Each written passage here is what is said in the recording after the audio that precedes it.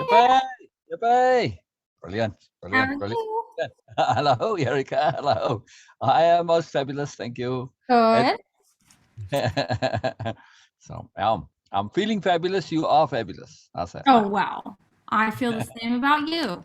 I'm Thank you. fabulous and you are fabulous. I have all sorts of stuff in my head going on. So Ooh, awesome. I don't want to forget. Miscellaneous tips of things that work for me. Hmm. Uh, when taking vitamins, I take three at a time, and one of them is like really huge. But Yeah. here's that I discovered. It's under philosophy of opposite. I take the smallest possible sip I Mm. take it with my coffee. Interesting.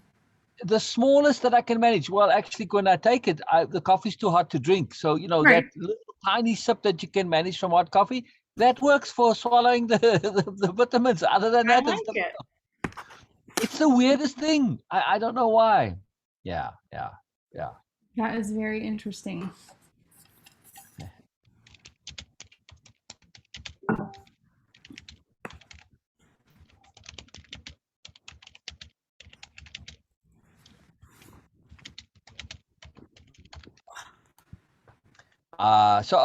So that's the I mean I can hold because Right. I've been holding my stuff all week already. So if you have stuff that's burning and sitting inside there, go ahead. But Let's see. Well, the only thing I have several things in my notes that I just took down over the last few days, but one of the things that's excellent, really excellent. interesting that I intended to share with you was I think it was on Friday, in my guitar lesson, somehow or other the subject of ease came up, and I was telling him about how we had been working on sort of deliberately cultivating ease and thinking about that. And my guitar teacher said, that reminds me of something. I don't remember if he said where he first learned about this, but he said something that I say to my wife a lot when we're dealing with something that's hard or, sort of chaotic or whatever, is he said, I'll just say, well, we just got to woo way it. Just woo way it.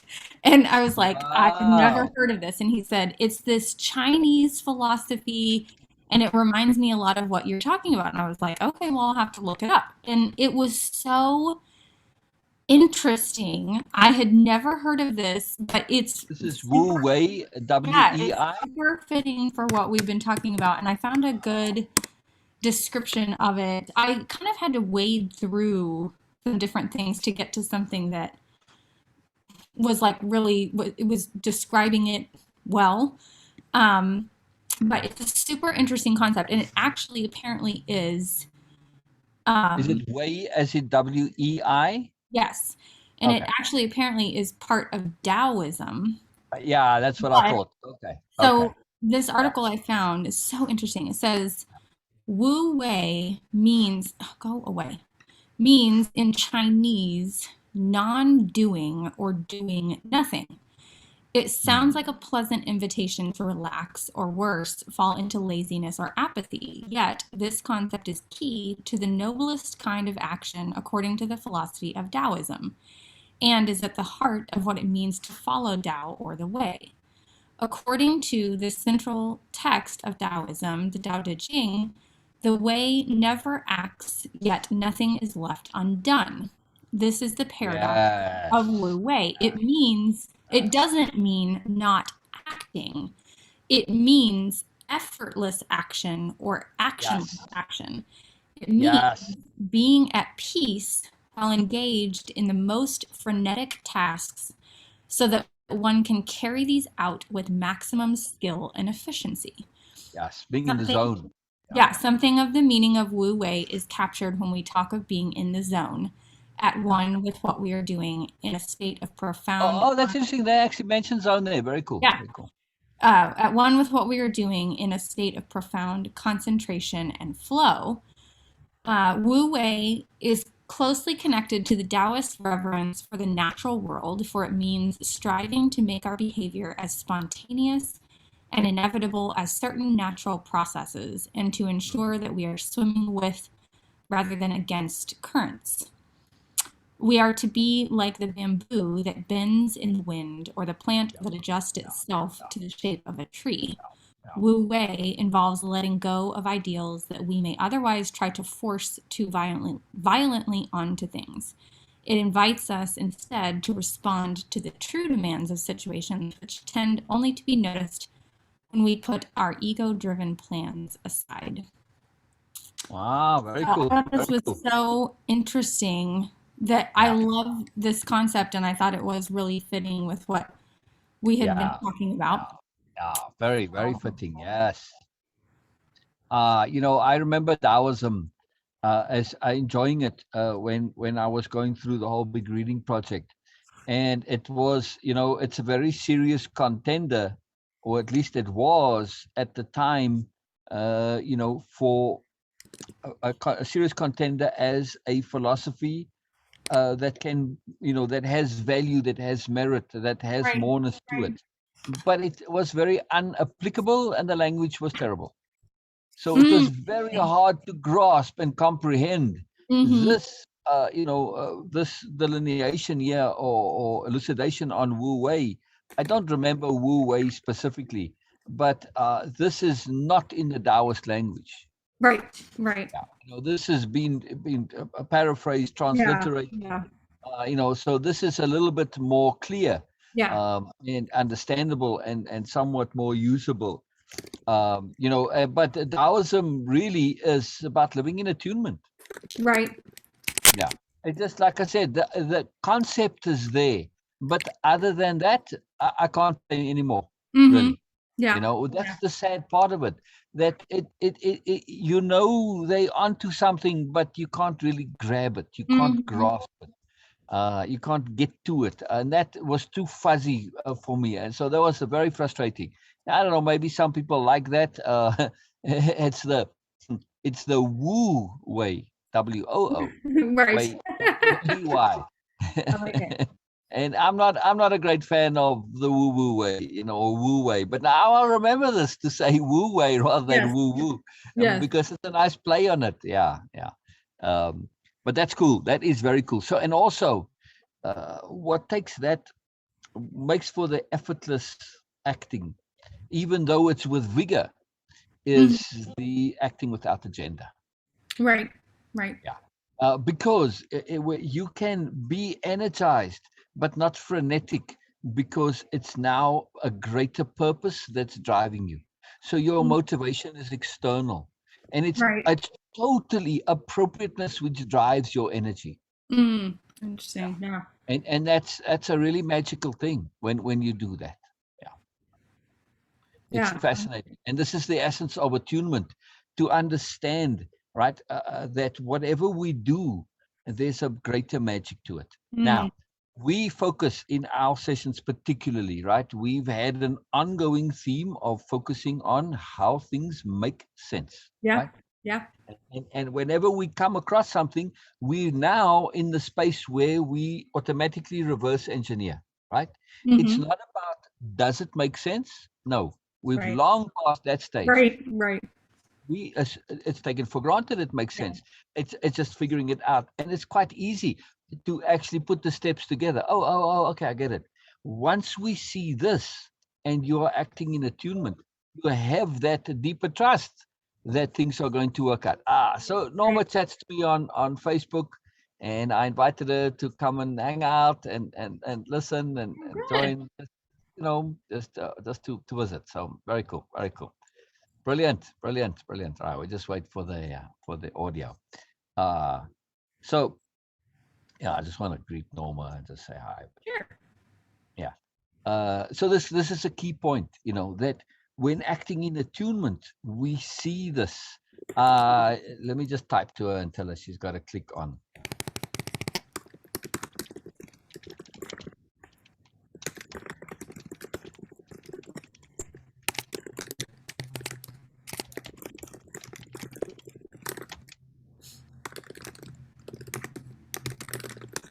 You may not see this.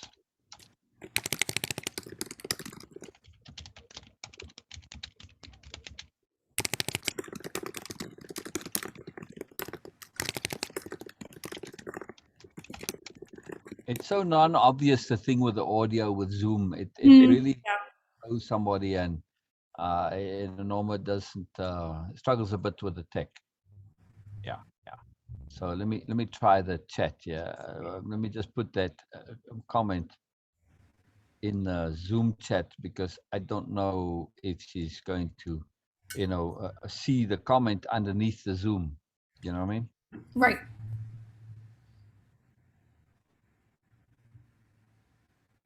All right.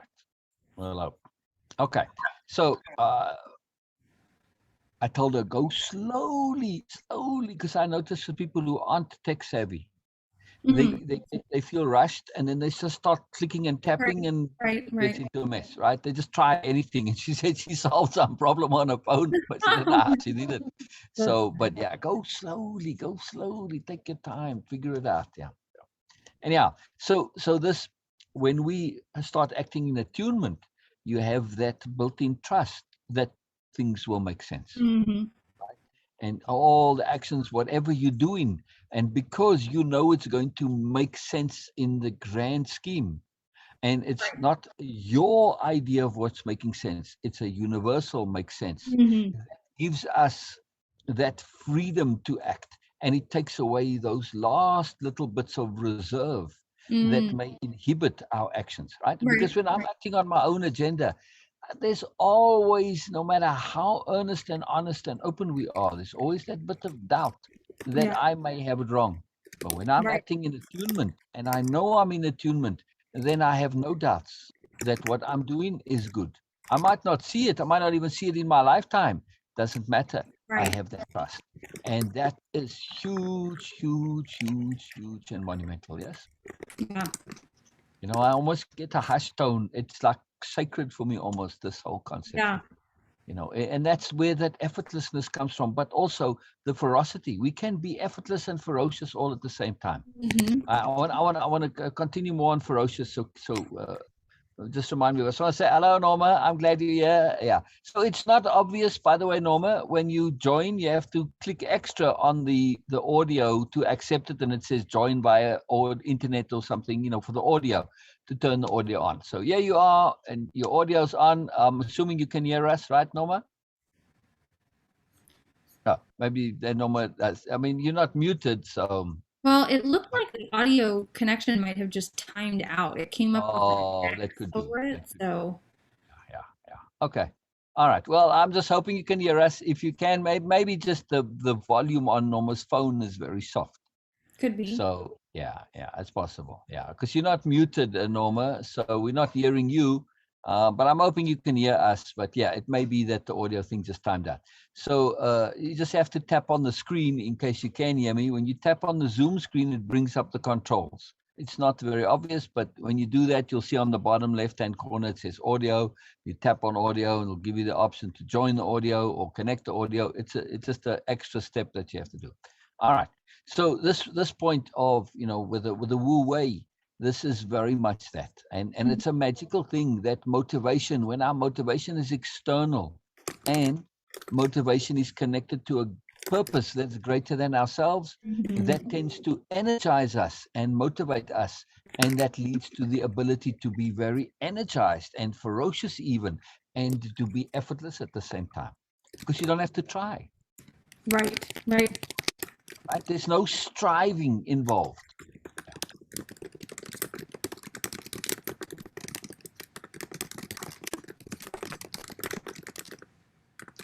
Yeah, Yeah, for sure. it's a big deal, that word strive. hmm I remember rewriting the poem Desiderata. I don't know if you're familiar with the poem.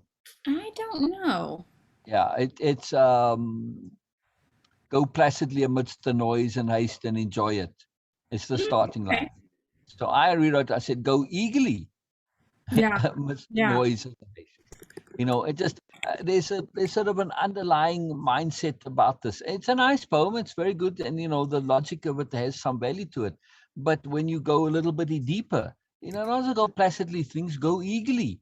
But anyway, the end of the poem was strive to be happy, right? And I think that was like a little subline all on its own. Strive to be happy. There may have been something else, but strive to be happy was sort of the key encapsulation of this. And then I changed that to said, cease to strive and you will be happy. Because Mm-hmm. that was what I was doing. I was basically taking all they were doing and applying philosophy of opposite to it, Right. really. I said, cease to strive and you will be happy. Yeah. And boy, my mother loves that poem, Oh Desiderata. She yeah. loved to go eagerly. She thought it was great. She thought the whole thing was great, except that one thing. She could not grab this idea of cease to strive. Well, she's got Mm, BMN logic. No, but she really was got on my case to change the line. I said, no, this is absolutely the core encapsulation of the entire philosophy. Is that it is striving that causes the problem, and to mm, her, ambition fueled logic and mindset. This was absolutely can't take away striving. No, no, no. This right. is the be all Right. and end all of everything. But striving is stressful effort, whereas you can make maximum effort but without the striving, and it's not stressful, right? When you're in attunement, there's no striving. Yeah? Right. Yeah. True.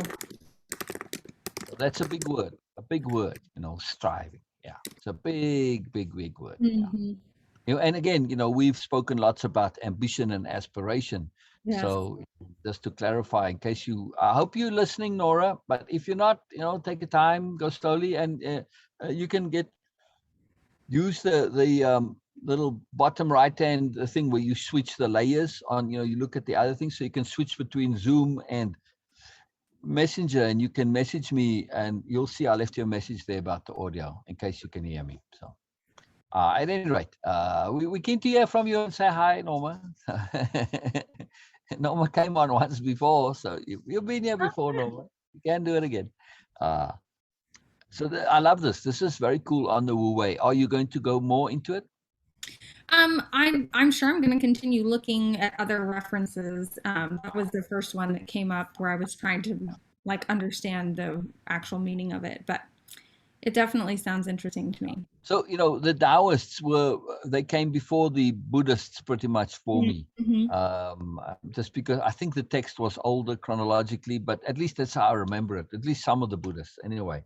But between the two of them, especially the older Buddhist texts as well, and I liked it so much. And there's so much depth in Buddhism, especially. But it was unusable because of the language. Mm-hmm. Yeah. It's This is, that's why, the way we're using language and the dictionary of power is great. such a big deal. It's Yeah. so interesting. I guess I saw this stuff on Instagram the other day. I was on social media and I came across a post where there were several quotes pulled out um, of a book that I read. It's been several years ago, and I probably first read it in 20. Oh gosh, I don't even know, maybe 16 or 17. It's called The Subtle Art of Not Giving a F. Yeah, yeah, yeah, And yeah. It's in the group. People love this. They yeah, always recommending it in so group. and it's so interesting because I mean I remembered reading the book. I didn't remember a whole lot of the specific philosophy of the author, um, and the quotes, and it wasn't direct quotes. It was sort of like takeaways or summarizations of different points that someone had pulled out and put into this post, and all of them were really good. And I was like, I don't really remember all that much from this book. I should go back Yeah, and listen to it again and see, try to remember what points he made. yeah. It is so interesting.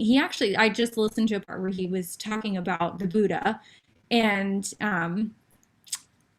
it's so interesting because I was thinking the same thing about that book this morning that you just said, that the author makes some really, Yeah. really good points, but I totally understand now why I don't remember any specifics from the Exactly. book, because Exactly.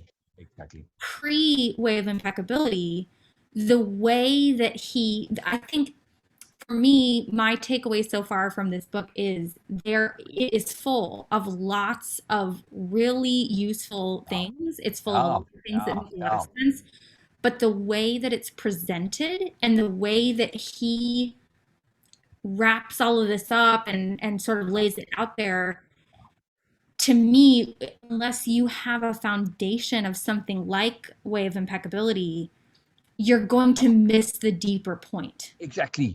Exactly. And I think it's Exactly. the same with a lot of other philosophies. You have to have that foundation that helps you make sense of what you're hearing and get to the deeper meaning of what's going on, because on the surface it, it's not going to penetrate in the way that Right. it's going to really Right. make a difference for you.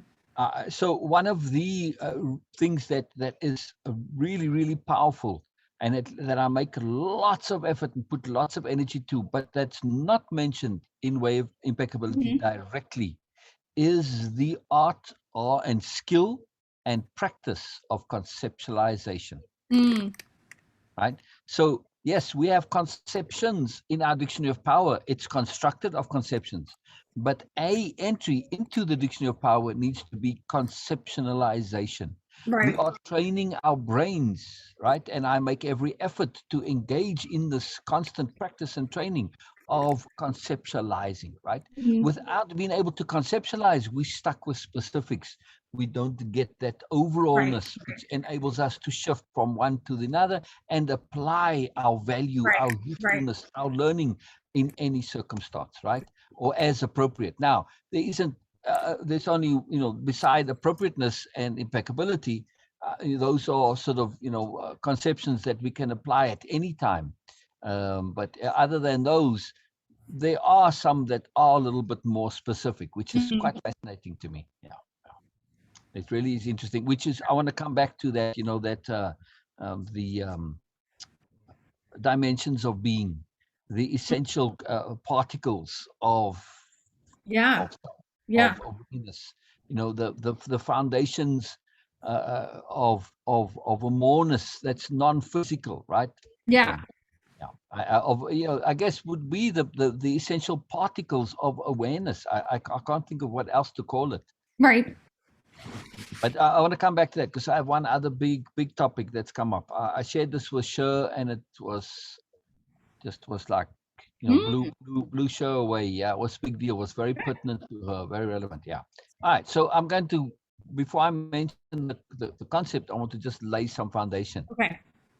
And this is when it comes to our self-conception. Okay. So, as you know, obviously for us, self-conception is a very big deal. We've revamped our self-conception, and we understand the conception of self-conception, Right. right? Right. That it's a powerful conception to revamp and move away from self-description to self-conception, Mm-hmm. and to have this self-conception be something other than a definitiveness, right? Right. To be Right. a conception which is open-ended and fluid, and Right. it's adaptable, it changes, it varies, it grows with you. But it's mainly the power of the self-conception is it's a self-leveraging mechanism which enables you. Yes. Mm-hmm. Right. So the self-conception is a self-leveraging mechanism which enables us to do what we otherwise might not do Right. so easily. Right. It's a big deal. Right. So now we want to say, let's go and look at what exactly comprises the self-conception. Okay. It's sort of taken for granted. All right, we went into it when we went through that, and the example of a spirit warrior, and we did all this, right? But we could say, let's come at it from a different angle and say most of our self-conception, I would say for most people, the bulk of their self-conception, well, in most people's cases, it's self-definition, but we'll go with self-conception, Right. is comprised of their past. Mm, yeah. And this is a big deal. Now, I kind of, just by implication and the major focus of what we do, since it's on replacement, our focus in the self-conception has not been on the past. It's been Right. on the present and ongoing into the future, because we're replacing it with all of what's in our dictionary of power. And this is the relationship between the dictionary of power and self-conception. The Right. dictionary of power are the building blocks for your self-conception. Yeah. It's the foundation, the groundwork. But but if we don't pay attention to the past, it Mhm. could inadvertently be a disproportionate influence on the self-conception. Now, Now, I don't necessarily mean it to be a negative, and this is the PowerPoint that I want to mention, right? So the key conceptuality here is to retroactively apply our self-conception into the past. Okay. That's the heading, the title, the topic, right? That's the entry into the dictionary of retroactive application of self-conception. Okay. So now when we think this, oh, what do you mean? So what do you mean? What do you mean? Okay, so take any kind of an incident that was something that was at the time where you didn't enjoy your behavior. Mm-hmm. I mean, think of one right now. Yeah. Okay. I'm typing real quick. Oh, I say, good. Ah. Put on your video, your audio, Norma. Put off your video. You accidentally put it. There we go. So now just where you tapped on video, just to the left of it, put on your audio. I hope you can hear me. I guess so. All right. We want to hear you say hi, Norma. But anyway, I'm assuming you can hear me because you heard me say put off the video. Ah, your video's back on again. Yeah. I'll put it off for Norma. All right. She asked specifically, I don't want to have my video on. I think she's moving and she's tapping accidentally and putting it on. So, all right. So yeah, just pay attention, Norma, that if you tap the screen on Zoom, it brings up those controls, audio and video. You won't see them otherwise. You have to just tap it to bring it up. But yeah, I'm hoping you can hear us. Maybe she doesn't realize that she's still on Zoom, because she's not in here. So maybe she thinks it's not working. I don't know. Anyway.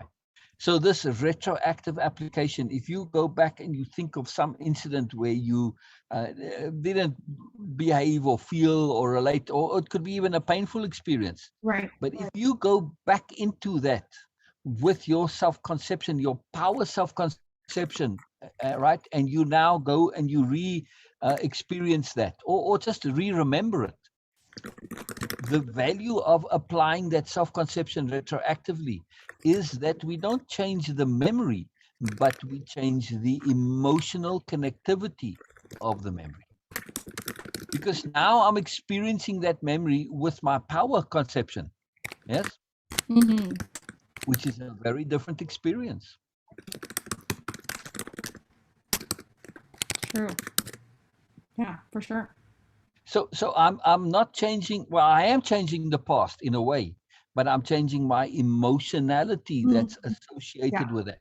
So my remembrance of that incident is one where I can now extract the learning, the growing, the awareness, which is from a bigger universal point of view, my soul, my subconscious, my whatever, the universe, whatever you want to say, it doesn't care when you learn. It only cares that you do learn. Right? Interesting. So now when we go back and we go into those incidents from, again, with that scientist, observer, discerner, elucidator, dissector mindset, right? We say, wow, man, I get it now. I was just ignorant then. Right. Yeah. And I was saying to Sher, I don't like to be manipulated via my ignorance, but I also understand there's no way to really avoid it, right? We are so often manipulated via our ignorance. Right. Or I'm just stupid, and my stupidity is not that I'm incapable of being like a computer. A computer's intelligent, but if it's poorly programmed, or if it doesn't yet have the program, it can't deal with whatever. Yeah. So when I see that, my behavior was just unawareness, I'm at peace with it. Okay, I was unaware. It's not a problem. Yeah. So it shifts us, right? Now, let's assume I did behave badly, where I deliberately did something that I feel guilty or shameful about. Even more reason to go back and look at it with my power conception, because now I'm saying, holy crap, I'm nothing like the person who did that stupid nonsense. There's no way I can do this. And that poem, I think I've read the poem, The Me of Now or The Me of Then, right? Yes. I mean, that's what that poem's all about, to say there's change. The ghosts, sorry, stay back in the past. You just ghosts now. You don't have a reality. The me of then is a ghost. It's Mhm. not a continuation. The me of then has died long ago, right? Right, right. It's not a spectrum. I cannot think of that behavior as me. And this is especially the value of applying your self-conception retroactively.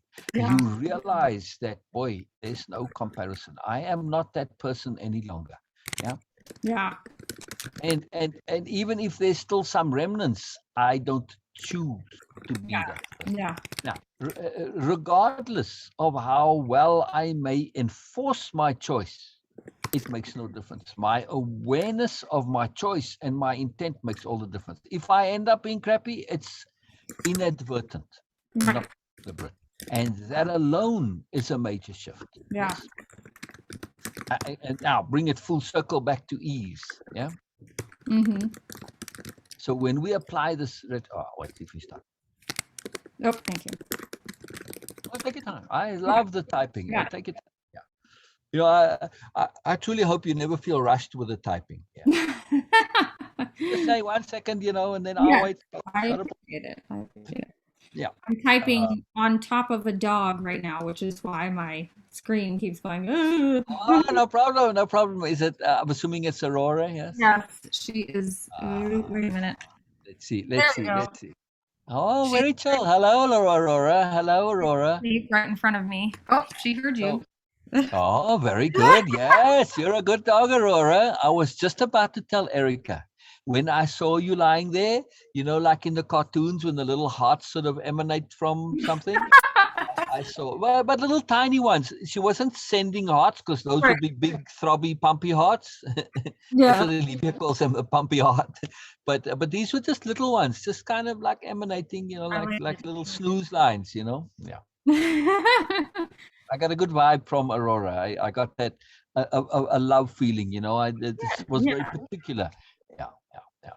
Yeah, it's very interesting. Yeah, wasn't just a random thing. That Yeah. she was. Yeah, she was in a good spot. Yeah, Yes. yeah. She, So I'm assuming Aurora is acclimatizing and fitting in and settling in and she's very getting well. there. She's still working things out with Tank, and Yeah, we yeah. have the trainer coming on Thursday to give us some ideas for how to settle Very good. things between the two of them. So, Good, good. Was there some friction between them? well, she yeah, I mean, there's a million and one things that could explain her behavior, but she just gets very testy with him. She Good. doesn't like him to Yeah, be, yeah. she just gets, yeah, she gets Yeah. very sort of, Yeah, that's the problem here. That to be testy with Tank is absolutely appropriate. right, I agree. And I was laughing because um yesterday, what did she do yesterday? She went over and he had a bone and it was kind of sticking out of his mouth, and she went over and took it right out of his mouth and went Oh, right down. And I said, woo, that's karma for you, because he spent, yeah, 10 yeah. years of his life doing that to Axel all the time. And now Aurora did it. Wow, She's but like, good for her that she's establishing the dominance. That's yes. very good. And Well, much like Tara, right? what the trainer said yesterday, I was texting her and said, these are the behaviors that we're seeing. And she said, that's very common when you have a younger dog and an older dog together, that the younger dog will typically try to establish Yeah, dominance over the older one. And it yeah, sounds like that's what she's doing. And so, yeah, yeah. there's several things that we can do to kind of help them work this And, out. and in this case, it is actually It appropriate is that she appropriate. does Yeah. acquire the dominance. Usually the older dog is more mature and more sensible, and Right. they're just testing the waters. But in this case, I hope she succeeds. So yeah. Yes. And since Tank is typical BMN, which is a bully, and they don't really have it, I suspect that she will succeed. Yeah. I think so too. Yeah, she has been together with Sarah, right? The three of them. Yeah. Okay, so They she's seen Sarah be the dominant. So they there's have things. not spent enough time together to really like work out the social, Gotcha. stuff. But at least though for dominance and to see who's where and what, this only takes a fraction of a second. Yeah. Yeah.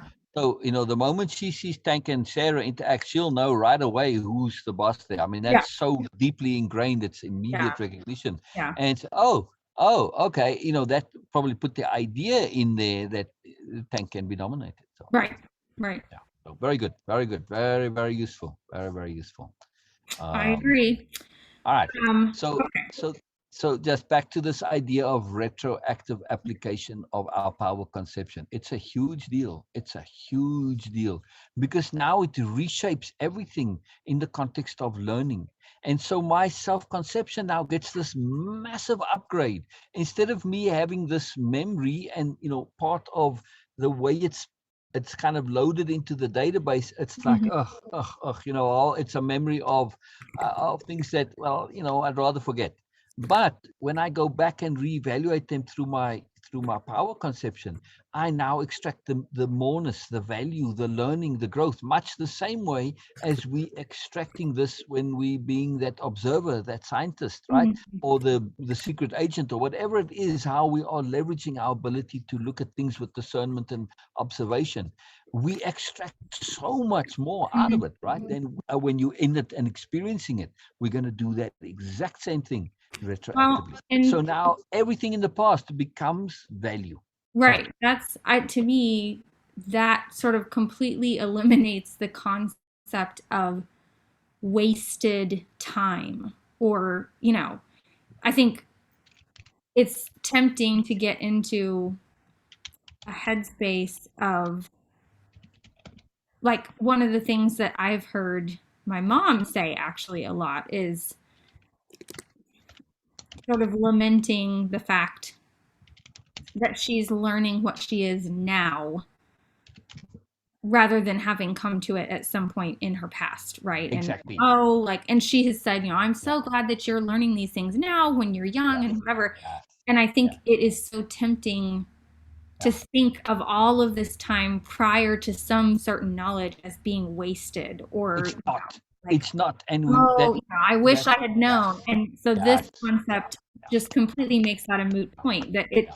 it doesn't Exactly. matter that you didn't have that knowledge, Exactly. then you have it now Exactly. and you can go back Exactly. and learn all Exactly. the things that you could Exactly. have learned at that point. Exactly.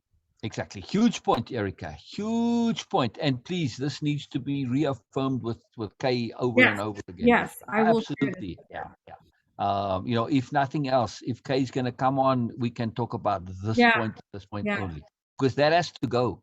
Yeah. That's a terrible conception.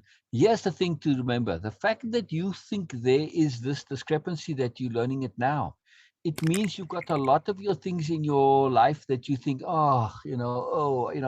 but when you go back and re-examine them through the lens of your power conception, you're going to extract the learning. Mm. The learning is there. Yes. All that you've got to do is extract it. You had the experiences. Yeah. You could say, you know what, I had a very boring life and I never experienced anything. I have nothing that I feel ashamed about or guilty about, or, smack my forehead about or whatever. I didn't do stupid things. I was just, okay, well, you didn't learn anything either. Yeah. So you've had the experiences, which means you've had the the opportunity to learn from it. Now Right. all you got to do is just put it together. When you do this, doesn't matter as long as you do it. So this retroactivity is ridiculously powerful. You can see it with K, Yeah. how it is, and it has been to some extent. I really worked at it with K to shift that. But this conceptualization is what I'm excited about today, of this retroactive application of self-conception. Right. It's a nice conceptuality. Like I said, we've touched on it, we've done it, we've applied it, but not conception wasn't there Right. specifically. Right. So I like it when things gel like that as a conception. There we go. Norma is listening to us because Norma's muted now. So yeah, you figured it out. So very good, Norma. So now, Norma, I believe you can hear me. So to take yourself off mute, you tap on the screen to bring the controls up, and then you'll see the little microphone on the bottom left-hand side of your screen, and you tap on it again to unmute it, and then you can say hi. If you want to say hi. If you don't, that's also fine, Norma. I'm really happy that you're just listening. This is great. It's no problem. But we would like to just say hi at least. So, all right. But I'm just saying how you do that. You tap on the screen, brings up the controls, and then you tap on the microphone to unmute it or tap on it again to mute it. And same for the video, but you don't want to do that on the video. Brilliant, brilliant, brilliant. Anyway, I'm glad you at least figured out the audio. So, yeah, Norma, see what I was saying? Go slowly, slowly, slowly. Then it comes, So, brilliant, brilliant. Oh, there, Norma's off mute. Hello, Norma. We can't hear you. You hear me? You're very soft, Norma. You're very soft. You like me to sing? Yeah, so I'm not sure how to get you louder, but you're very, very soft. You may have to turn the volume up on your phone. Just try that. Just press the up volume button on your phone. There isn't a separate volume button for Zoom. You just have to. Anyway, all right. So we got. I heard you very faintly, Norma. Talk again. Again. Yeah. See, I just hear a little teeny voice in the phone. Yeah. So you have to turn up your volume on your phone. For whatever reason, your volume is way soft for some reason. So, can you hear us, Norma? Yes, I can. Yeah. Okay. All right. Well, we yeah. I mean, I heard the yeah. So yeah, that's interesting that the volume is very soft. Now, in your settings, sounds, maybe your phone has a separate volume bar for the microphone. That's possible. Phones are different, so you can maybe go into your settings under sounds and check to see if there's a volume setting for your microphone. Yeah, and then just turn that up. Yeah. If you can hear us, anyway, we'll keep on talking. If you figure it out and you put it louder, then say hello. Then we'll hear you. Yeah, because we'd like to say hello, and I'm always keen to get a bit of feedback too. What your thoughts are, what your impressions are. But all right, to continue on. So this is I love this conception, and it's so massive. Now let's what may how this came up is because whenever you are earnest about something, this earnestness massively leverages me. And because the ease topic has been such a depth of earnestness to it, my I just can't stop thinking about it and exploring it and going further. So this retroactive application of self-conception is connected to ease. Yes. So this is a way of bringing ourselves at ease, because if we have a memory, particularly in the brainstem, of unease in the past, right? That it sits there as this influence on us, which is continually saying, yes, but how are you going to be at ease in the situation? Because, in the past, this is precisely the reason for actually deliberately going back and experiencing, reviewing past experiences of unease with the new power conception and say, oh, okay, no, okay, different. Yeah, I wouldn't do that again. I don't feel that way anymore. And it's to change the feelings and therefore to change the associative pressure on the brainstem, yes, or the inner bureaucrats. I can see how this can also bring ease in the present because I can let go of the fear of um, not perceiving everything right now or not acting in just the right way in the current moment, because I can trust that regardless of my current level of awareness or understanding, future me can always retroactively come back and revisit this moment right now with new awareness and through new self-conception. So I don't have to be, I can take the pressure off of myself in the present moment because I can trust that future me can always extract more value from the present moment later. Yeah. That's huge, Erica. That's huge. That's huge. I love that. That's a really, really powerful extrapolation and extension and application of this concept. Wow. Wow. That's very cool. I was hoping that show was going to come today also. Um, because I said we're going to talk about this. And she said she'll try. I want to mention this specifically for her too. That you can say, because again, you have, that whatever you do in the present, it's not final. Right.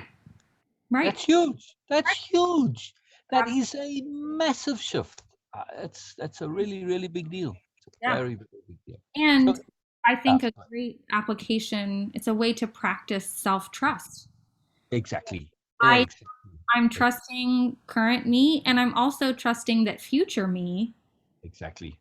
in their process of growth and learning can always come back and Yes. extract more value from this moment. So Exactly. I don't have to Exactly. extract all the value that there is right now and Yeah. be, the Exactly. ultimate awareness and everything that Yeah. I Right. have. Yeah. So it's the Russian spies logic. Yeah. Because for me that was so transformative, because by imagining that what it would be like to live being spied on 24/7, and I imagined cameras. That time was only audio, but nonetheless I imagined cameras. It shifted me into saying, really, to define impeccability. Yeah. I can only behave if I'm going to be that way. Every single action has to be impeccable. What does that mean? It means that whatever I'm doing, I will never have to apologize for it. Mm-hmm. Yeah. Right? So for me, since I'm so in the habit of it, nothing that I ever do will I ever apologize for. Mm-hmm. Why? Because I'm not doing anything. It just goes. I've just trained myself not to ever do that, not to ever, no matter how private I might think, to do something that I would say, oh, sorry, no, my bad. No, if you see me do it, well, too bad. I have no apology for it, and that's Yeah. just the essence of impeccability. So no matter how uneasy I am, when I know I can go back later and to apply, I'm applying your concept here now, right? I know that if I come back later, or when I come back later, or anybody else reviewing, if Mm-hmm. they get past the surface and the appearance, they're going to see, oh, but actually I was, making every effort to be impeccable. Yes. Right. And I Right. had good intent. Yes, my intent may have been clumsily applied, poorly communicated, etc., but it was there. So I'm at ease with this. I know my application and implementation will always, or not always, but mostly, I'm assuming, or as frequently or whenever it might need adjusting and adapting. But my intent, absolutely not. Right. Right. So I know this, and I can go back later and look, and I'm at ease. Yes, okay, I can refine my application, but I don't have to worry about my intent. And the moment I'm at ease with my intent, I become at ease in general. Right. Yeah. Plus, that doesn't matter if you're not communicating, or you can always fix things pretty much in the moment. It's very seldom where you start off doing something and it's so bad right in the beginning that there's no way to turn it around or adjust it. Or that's very it does happen sometimes. Somebody gets completely the wrong idea. No matter what you say, it just goes from bad to worse. But hey, I've survived those too. So the ease comes from, hey, I'll survive this too. Right. Might not be, it might not be pleasant at the time, but I'll survive. So Mm-hmm. yeah, it's very interesting to me also, um, memory of pain, Mm. right? And I think this is, we remember pain because we need to learn something. Mm-hmm. The Interesting. moment you extract the learning, it goes away. That Mm-hmm. that pressure. Now, not just pain, but any kind of a pressure.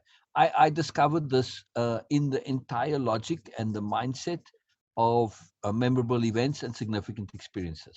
Right? Yeah. When we share those, the pressure of the memory goes away. Right. Yeah.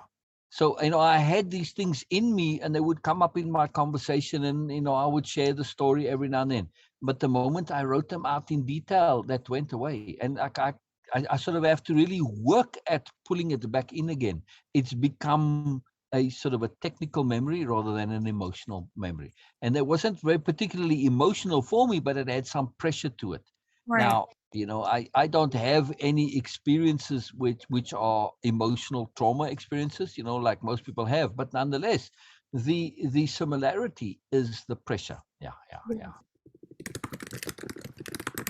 Yeah, I agree. yeah, yeah, yeah.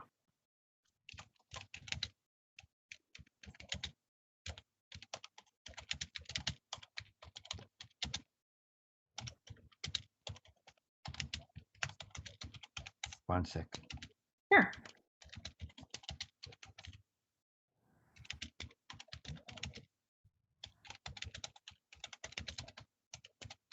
Okay. Uh, so this is a big deal. This is a very big deal. And I feel that especially with trauma, and this is why it was so exciting for sure. Yeah. That she clicked on, wow, if I go back there, I can change the emotionality. Right. Right. So I don't know. Maybe it's just there is a difference in memory. But I remember getting a caning. I was only twice really, but all right. So but even in the one instance, I remember the first time, but the second one not so much. Yeah, Right. because well, it wasn't a big deal the second time. Mm. It was only a big deal the first time. But I don't remember a physical feeling of pain. Hmm. I just have a memory. Oh, I got a caning. Okay. Right. There's nothing unpleasant about it. It's just a memory. It's like, well, I had breakfast. It's the same thing. Right. Yeah. So I don't know if this is particular to me or not. And I wondered about this. That I remember other instances. I was riding my sister's bicycle and my feet slipped off the pedals and I went down into the V of Ooh. the bicycle. Yeah, no, but that wasn't the painful part. The painful part was my. I don't even remember that being hurt there, which is interesting. My feet dragged on the tar. I had bare feet, right? Mm. And it scraped raw just there on where the toe and the feet join, right? Right. And they were like raw, exposed, and the nerves and all that would throb. And I was, what fascinates me is that no such thing as a painkiller then for kids. Yeah. So I was just like left to my own devices. Well, until heal, I really suffered. It was very painful. But again, I remember it as painful. But it's purely like me pulling it up from my hard drive. There's no emotion. I can't feel that pain in my foot. Right. Yeah, I can still remember throbbing like that, the throbbing pain. but still, like I said, that was it, and it's interesting to me. I don't know if other people, when they remember painful experiences, actually re-experience the physical pain, or if it's an emotional pain that they Right. experience. Well, that was what I was I thinking. suspect it's an emotional pain. Yeah, that's what I was thinking is that it's interesting that when we recall physical pain, like you said, it's really just a memory of the pain. It's not like we actually feel that physical pain again. But Exactly. with emotional pain, when we recall it, we experience it over again, which is really interesting. Yeah, I find this absolutely fascinating. And I suspect that when it comes to memories and emotions, the memory, it just calls up the memory and then you recreate the emotion every time. Right.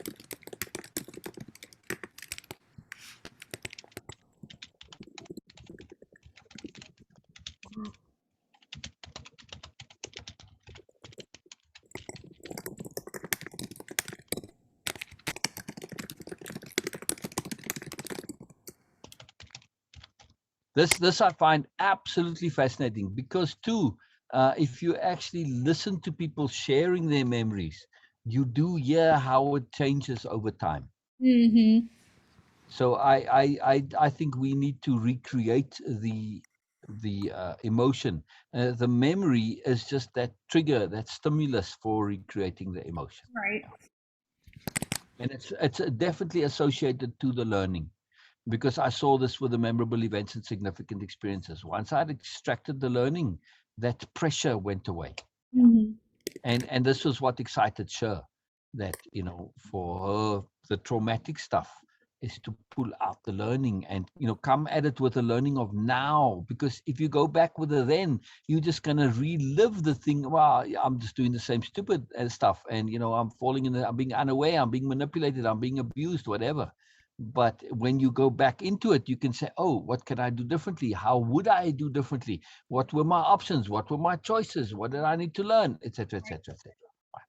So much value to pull out of it. Now that memory becomes like sort of, especially for extended things like in Sher's case, this becomes just a fountain that of Mhm. learning that just it won't stop. It's just tons and tons of it. Yeah, yeah.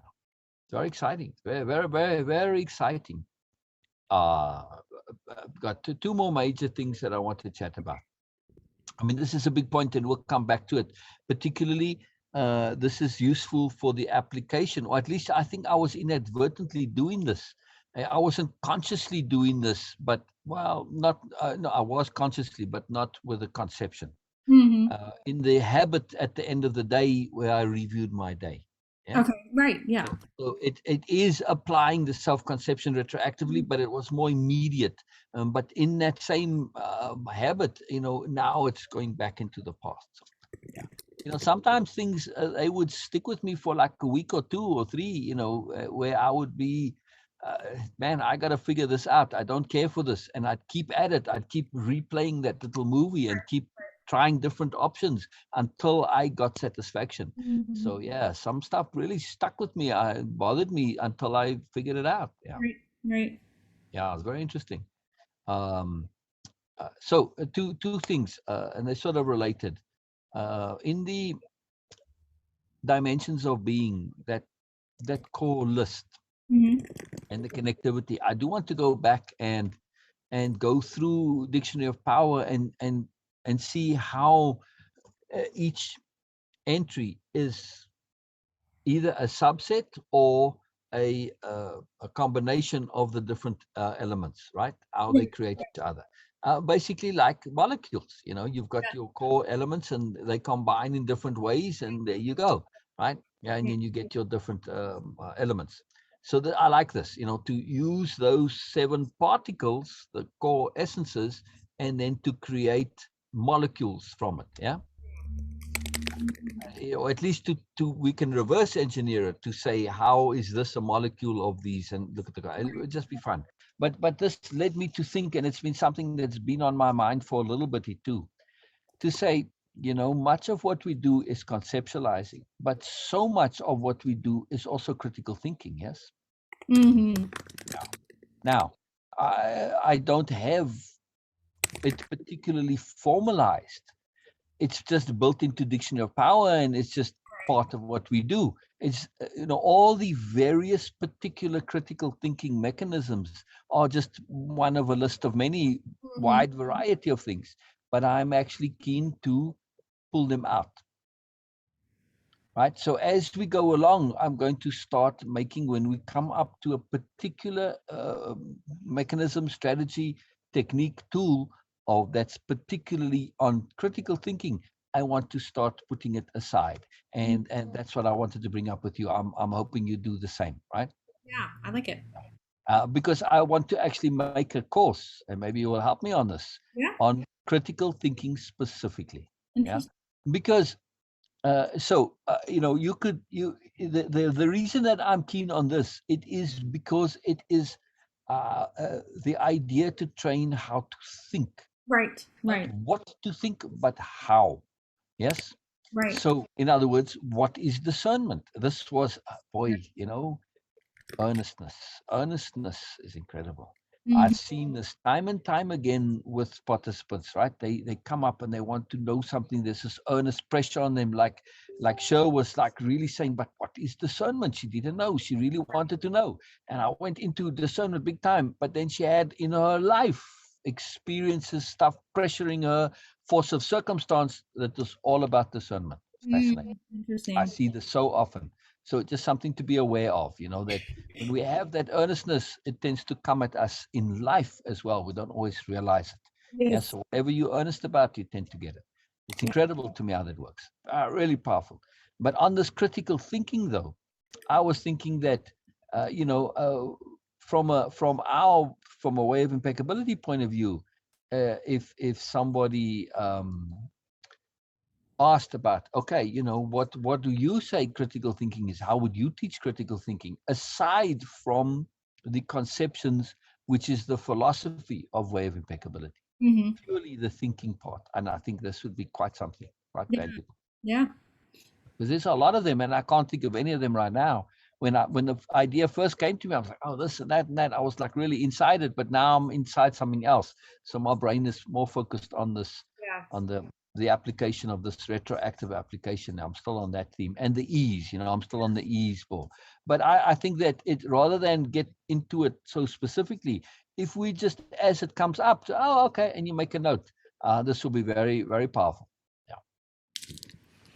Yeah, I like it. Yeah, I like it too. Be very, very, very cool. And I think it would shift a lot of things, especially in today's world.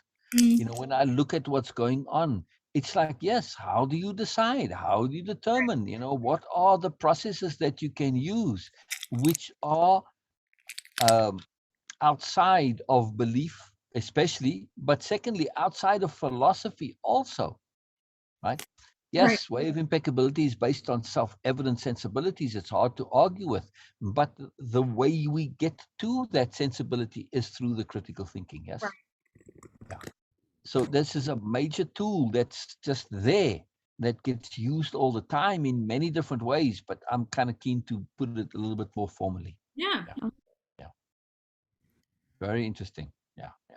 Yeah. Very exciting. Very exciting. All right. So, did you have more that you wanted to share? You shared about the Wu Wei, but was there more?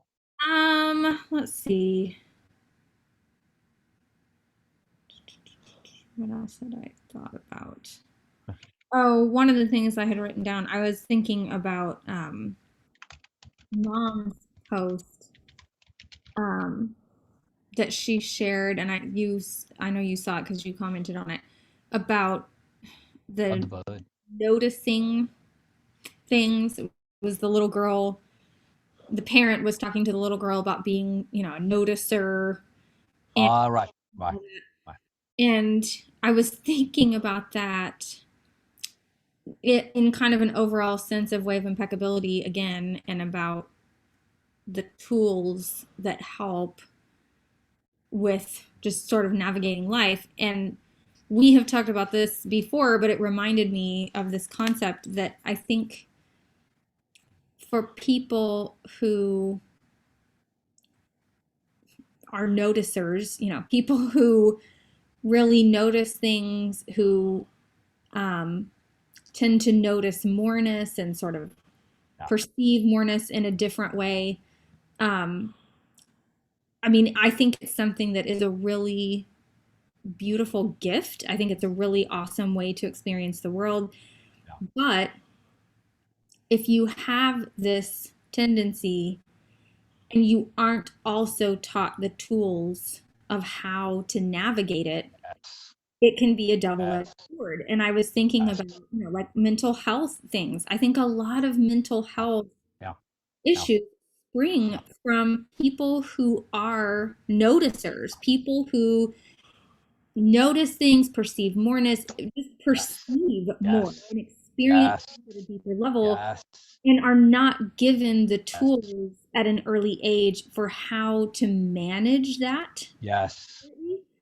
And that's how we get ourselves into these Yeah. situations where you don't just notice the positive things, you notice negative things, you notice things about yourself, you Yes. tend to overthink because you're noticing all of these details, Yes. Yes. and you start thinking through implications, and it becomes a Yes. very overwhelming process. And so it really brought out to me that I think that seeing the world, perceiving the world, experiencing the world in that way is a really beautiful thing, and I'm really grateful that it's something that I get to experience. Yes.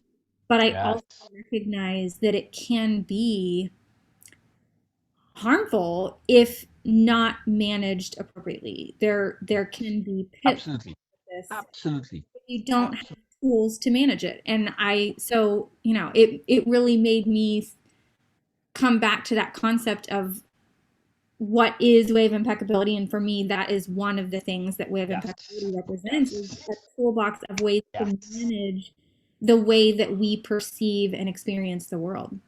Oh, I have a treat in store for you. Okay. The hearing and helping course. Oh yeah.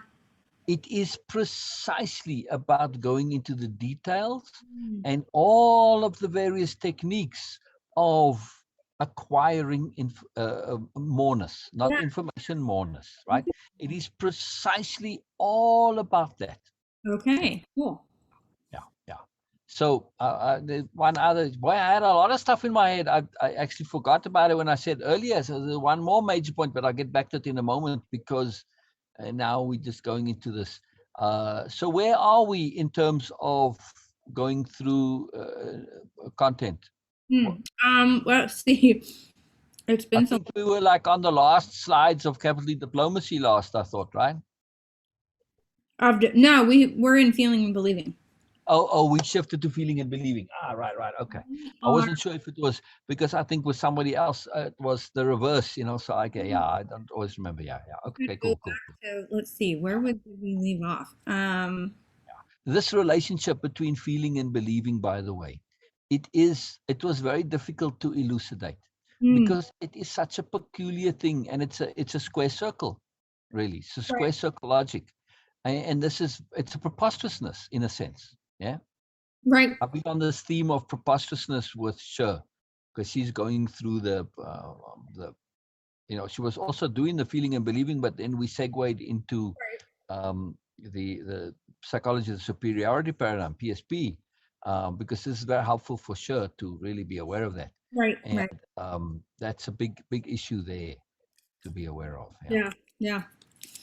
Um, The preposterousness, it's huge. Without understanding and conceiving of it, forget it. You're wasting your time. Yeah. right, right. Yeah. The last um place in my notes where I had things from exercises was from October 12th. Yeah, I love that. I just So, love that we've had this.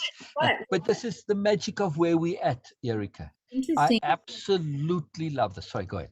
No, I was just saying what's interesting is in these notes on this exercise was where I first started talking about that something that's come up for me was ease and Yeah. cultivating ease. So that was why we got off onto this big tangent of ease because that came up as one of the exercises. But this is the beauty and the power that at least part of the mechanism, the tool of what makes what way of impeccability, or at least the whole the mechanism of the application is Mm, because it's built around understanding pertinence and relevance. right. Yeah. So I make every effort to leverage pertinence and relevance because that's how we learn. It's you don't want to just go through your curriculum. No, it needs to be pertinent and relevant in some way. So I just use the online content as something to stimulate pertinence and relevance. Yeah, absolutely. It's very simple because pertinence and relevance is particular emphasis. Hmm. So I'm leveraging that mechanism. Yeah. Boy, that understanding of emphasis is so huge. I was so excited when I saw that something that I always knew and used and lived by, but saw that there was actually a chemical, physical brain component to it, not mind, but brain component. I always knew psychologically this was a huge issue. It's my whole complaint with psychoanalysis Mm, that, man, you guys are emphasizing the wrong thing. It was terrible. And then I saw when I was at school, for crikey's sake, I never understood how the psychologist didn't see it was like dirt to me, right. which brings me up to a dirt thing. So I'm re-listening to the Elegant Universe by Brian Greene, right? Okay. And I do recommend you actually do I listen am to it. right at the end of the Einstein book. So Oh, I good. finished Oh, it good. today. So I'm going to start Oh, on good. that one Oh, next. good. Because it's a nice continuation, Yeah. right? Because he basically recaps Einstein, which is very cool. Okay. But he recaps Einstein post Einstein, right? They say, Einstein was a little bit ahead of his time in looking for the theory of everything, and a lot of stuff happened since Einstein died. It's been a major, big leap in things, right? So yeah, it's exciting times when he was alive, but it's been Right. even more exciting post. So it's very cool. It really just continues from there, and he recaps himself. I very seldom really strongly recommend, but I feel in this case this would be very, very valuable. Yeah. But here's the thing that I want to mention about it. On the one hand, I'm not sure I'm getting it. On the other hand, it all seems ridiculously simple to me. Interesting. Yeah. But there are some things that don't make sense to me, and I'm struggling to continue because I can't reconcile it. Yeah. Interesting. I'm forced to accept some things which okay, they've tested, and you telling me that this has been proven, and okay, but I still don't know why specifically. Like, the speed of light is the speed of light. So Mm, it doesn't matter what speed I'm traveling at. I could be traveling at half the speed of light. Any light beam coming at me comes at me at the speed of light. Any light beam I put on the flashlight on my starship, it travels away from me at the speed of light. right. So I cannot catch up to a light, which it just fascinates me, and I don't know exactly why. Mm, interesting. And that's the part that I'm re-listening again. I still don't know why. All right. So here's the other part that I love about this, right? That we are going into particulate matter, what actually things are comprised of when you break them down at to the nth Right. degree. Yes. I mean, and where the atom was, and then they split the atom, and then they split the core of the atoms, and they keep splitting. I personally think no matter how much they think they've gotten to the end, they're going to discover at some point that there's more, Right. Yeah. that it's infinite. I truly feel that that's at least my suspicion, I should say, my very strong suspicion. Yeah. And it wouldn't make sense, but it might be that on some level of smallness, that it's just not physically possible. So because things get kind of ridiculous when it's so small, there may be a actual literal smallest Mm, particle. It's quite possible. Which they say this is the string now. But here's the thing, though, that when they're talking about electrons having a positive force, and right. the strong force and the weak force and the gravity force, they never say what that force is. They just say force, Right. and we all assume we know what force means. But how exactly does force repel or attract? I actually got into the same thing. I was looking up, what was I? Oh, I was listening to a thing in the Einstein book about, this was a little while ago when they first started talking about him trying to boil gravity and the electromagnetic field into the same Yeah, thing. And they kept talking about electromagnetic fields and force and all that. And I was like, okay, do I actually know what an electromagnetic field is? And like, how does the force work in an yeah, electromagnetic field? yeah. And I read all of this stuff about it and I still didn't get it. Right, right. And I think this is an issue. And why I'm bringing it back now, it is to our major entry today in the Dictionary of Power, which is conceptualization. Yes. They are saying, on the one hand, they're looking to break it down to beyond conceptualization, what's underneath the concept, but then they don't tell you. And Right. they rely on a further conceptualization, which is just to say, okay, electromagnetic force. And you have to know what it is essentially from the experience of it, not from the description of it. Right. Right. Yeah. So they are looking, they're essentially using conceptions to explain conceptions. It's Yeah. just layeredness. And this is, on the one hand, like I said, on one hand, I feel like I don't know. And on the other hand, it's like, oh, it's very simple. Yeah. Yeah. Yeah. I mean, a lot of the things that he mentions, he says was a big deal at the time. It's like, oh, but duh. Right. Yeah. Right. Yeah. Yeah. It's really interesting to me. Really, really interesting.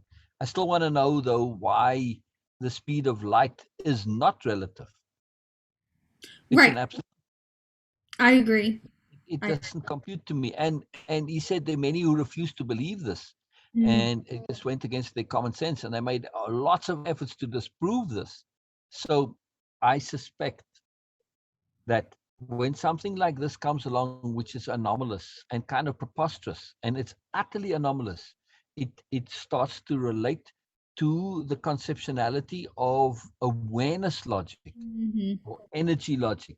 Energy as we define energy, best use of energy, right?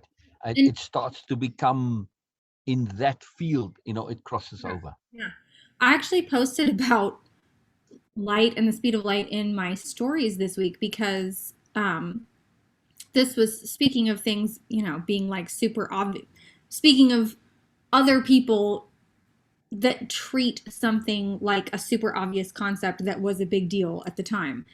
Yeah, I had no idea that this existed. I had no idea that we had ever even accomplished this. I don't know how long ago this was done, but I saw something recently and it just completely blew my mind. One of the accounts I follow on TikTok, which is a science-based account, posted this video of Cherenkov radiation. I don't know if you've ever seen it, but it's really fascinating. But it was so funny because the guy was talking about it like, I mean, and he said, oh, a lot of people like haven't seen this, and it's really cool, and so Is this auras, Terenkov irradiation? No. So he said, I'm gonna share this and explain what this is, but the way he was talking about it, it was like, oh, this is a cool thing, but like no big deal, whatever. And I'm going, how did I not know that this was a thing or that we had figured this out? I was just completely mind blown. So they go start explaining how Cherenkov radiation works and like how we discovered this and everything. And basically, he said the speed of light, nothing is faster than the speed of light in our universe in a vacuum. But we can make particles surpass the speed of light when they're moving through a medium. Yeah, because mediums slow down light. Exactly. So he said, very similar. Basically, Cherenkov radiation is the equivalent of a sonic boom for sound. So when something Wow. speed of light in a medium, we get Cherenkov radiation. And he said that I gathered that the first time we saw this or experienced it was with like nuclear reactors. They're typically kept in water because of all of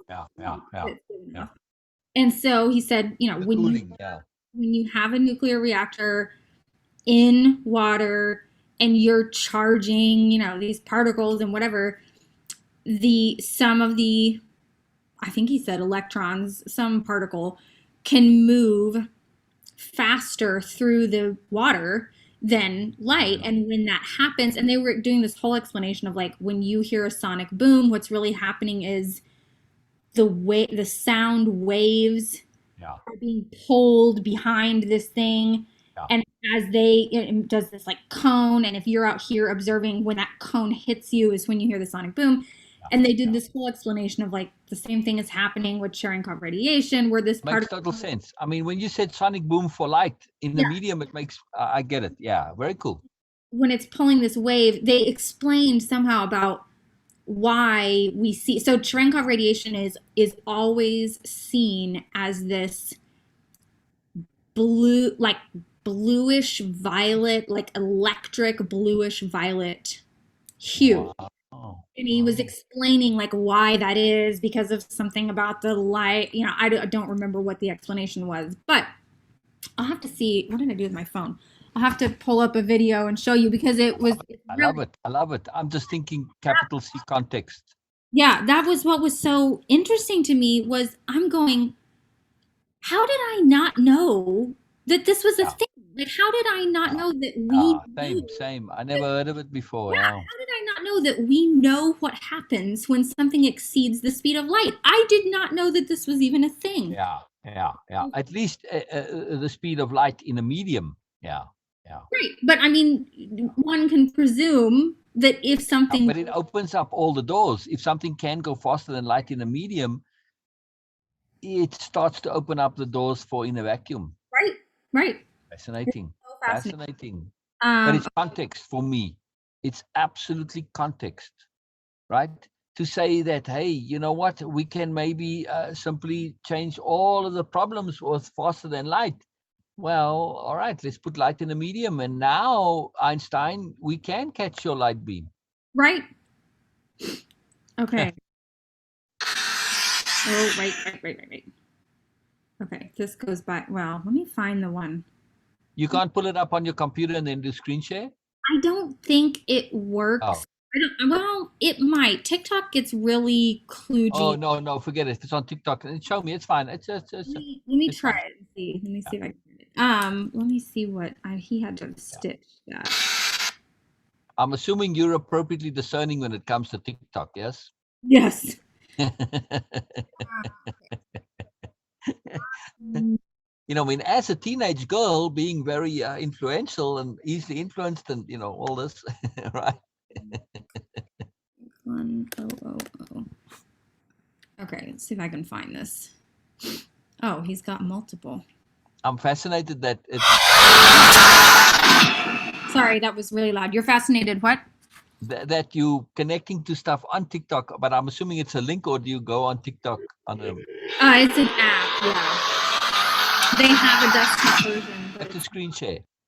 okay. So I got the video. So let me do. Okay, and I need to pause it.